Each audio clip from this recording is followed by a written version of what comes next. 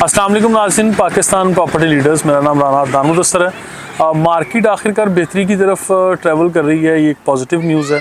अच्छा, किस तरह से बेहतरी की तरफ ट्रैवल कर रही है, इसको मैं कुछ लॉजिक्स के साथ में बात करूँगा कि अभी मार्केट की जो सिचुएशन है वो ये कि रेडी प्रॉपर्टी जितनी भी हैं वो 100% डेवलपमेंट वाला प्लॉट हो, मकान हो, दुकान हो, अपार्टमेंट हो, शॉप्स या शोरूम्स वगैरह, जितनी रेडी या बिल्ट अप प्रॉपर्टीज़ हैं उन सब की कीमतें एक टाइम में काफ़ी ज़्यादा कम हो गई थी। यानी मेरी काफ़ी सारी वीडियोस भी आप लोगों ने देखी होंगी, या पूरी मार्केट ही जो सोशल मीडिया पे वीडियोस रिकॉर्ड करते हैं या एक मैसेज देते हैं कि मार्केट में प्रॉपर्टीज़ काफ़ी कम कीमत में दस्तयाब थी। लेकिन अभी मैं ये समझता हूँ कि हमारे उन कस्टमर्स के लिए बड़ा पॉजिटिव मैसेज है जो लोग अपनी इन्वेस्टमेंट यहाँ करके परेशान हो गए थे या जल्दबाजी में बेचने की तरफ आ गए थे। तो मैं तो हमेशा से एक चीज़ का कायल हूँ कि आप लोगों को अपनी प्रॉपर्टीज़ कम कीमत तो हरगिज़ नहीं बेचनी चाहिए। और नंबर 2 कि बहरिया टाउन की डेवलपमेंट, इंफ्रास्ट्रक्चर और जितने बड़े स्केल पे ये सिटी बना हुआ है, कराची शहर में मलीर कैंट के अलावा या बहरिया टाउन के अलावा आपके पास अच्छी रिहाइश के लिए शायद ही कोई 1-2 जगह होंगी। बाकी पूरे का पूरा जहाँ पे एक एम्बियंस मिलता है, एक लाइफस्टाइल मिलता है, वो ये 2 ही जगह मेरी नज़र में हैं। बाकी हर किसी का पॉइंट ऑफ व्यू अपना अपना होगा, लेकिन बहरिया टाउन और मलीर कैंट के अलावा मुझे शायद ही कहीं कोई आइडियल लाइफस्टाइल मिलता है। बाकी छोटे छोटे चंक्स में कुछ कंपाउंड बना लेना, और फिर जैसे आप अपने कंपाउंड से बाहर जाएं और फिर बाहर वही गली मोहल्ला और टिपिकल चीज़ें आपके सर पे ख़तरात मंडला रहे हों, और बाहर वही कूड़ा करकट और गंदगी हो, वो अलग चीज़ें। खैर बहरिया टाउन को बहुत ज़्यादा तारीफ़ें तो खैर एक तरफ हैं, मैं करता ही रहता हूँ। आप लोगों को भी पता है, जो लोग यहाँ आ चुके हैं, बेशक एक दफ़ा ही विज़िट कर चुके हैं, उन लोगों को पता है कि बहरिया टाउन क्या चीज़ है, क्या शाहकार बन चुका है।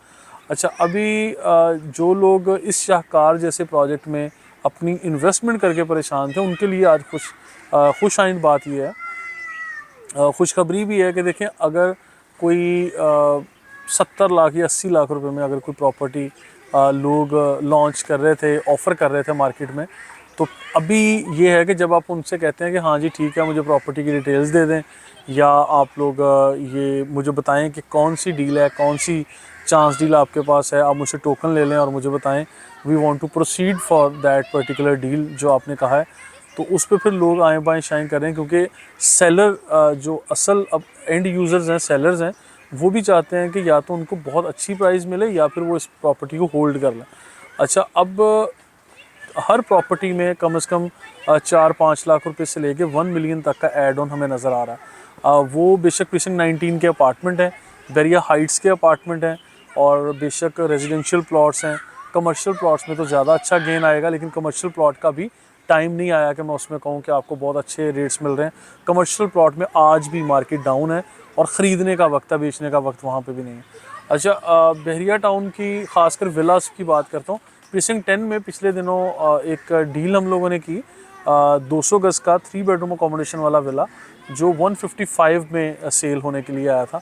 लेकिन अभी वहाँ कोई भी घर, मेरा ख्याल है कि 170 से कम की प्राइस में मार्केट में नहीं आ रहा। और इसी तरह स्पोर्ट्स सिटी विला में हमने पिछले दिनों ट्रांजैक्शन की है 199 की।